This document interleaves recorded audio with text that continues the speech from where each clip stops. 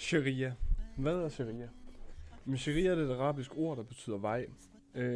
Og det bliver også brugt som system af juridiske regler og love.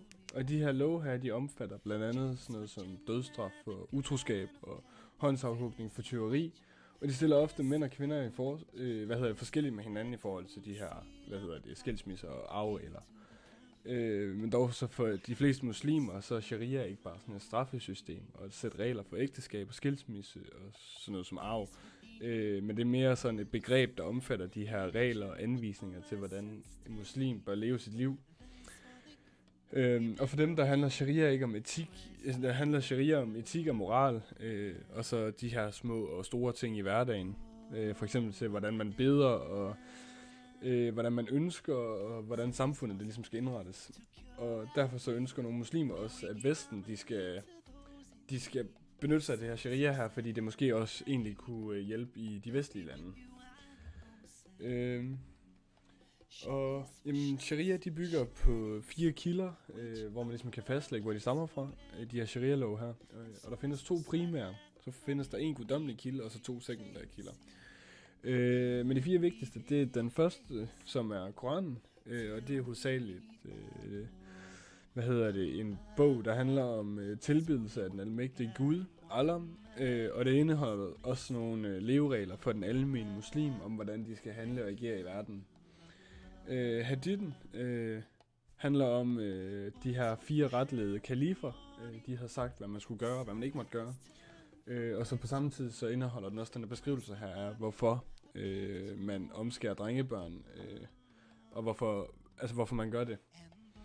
Og noget, der hedder Qiyas, som også betyder analogislutning. Det er en betegnelse for sådan en islamisk ret, som angiver retslærtes forsøg på den her korrekte handlemåde i sådan en situation.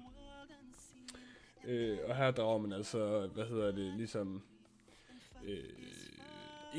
ensheder mellem analogier og anvisninger af Koranen eller traditionerne, om profeten Muhammeds sædvane, og så sådan en tilsvarende aktuel problemstilling. Og Ijam, det handler om, at der er blevet skabt konsensus mellem de her retslærte her, og de er blevet enige om, hvordan de vil fortsat have det her,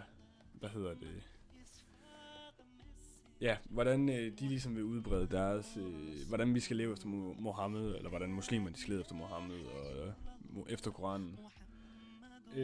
Og hvilken betydning har de her lovskoler her så for tolkning af sharia? Og lovskolerne, det var ligesom et sted, hvor de skriftkloge her, de mødtes og disputerede, hvordan de bedst muligt kunne fastlægge Guds vej, og de bedst muligt kunne fastlægge og skabe enighed, konsensus om, hvordan de vil udbrede det her budskab her om Mohammed, og hvordan de vil have de her muslimer her, de skulle leve efter de her leveregler, som bliver opsat i på Koranen og så videre.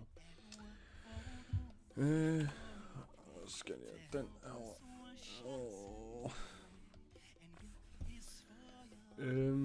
Ja, og så hvilke lovemner indeholder sharia, og jamen blandt andet så er det sådan noget som troen, og det er sådan noget som Allah, englene og profeten og Koranen og så videre, det man altså tror på.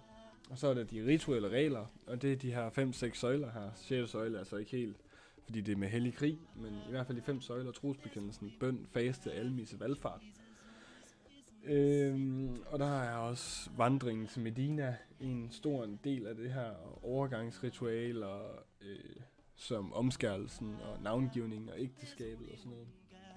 Så er der god opførsel, og det er altså moralen for den almindelige muslim om, at man skal ære sin næste.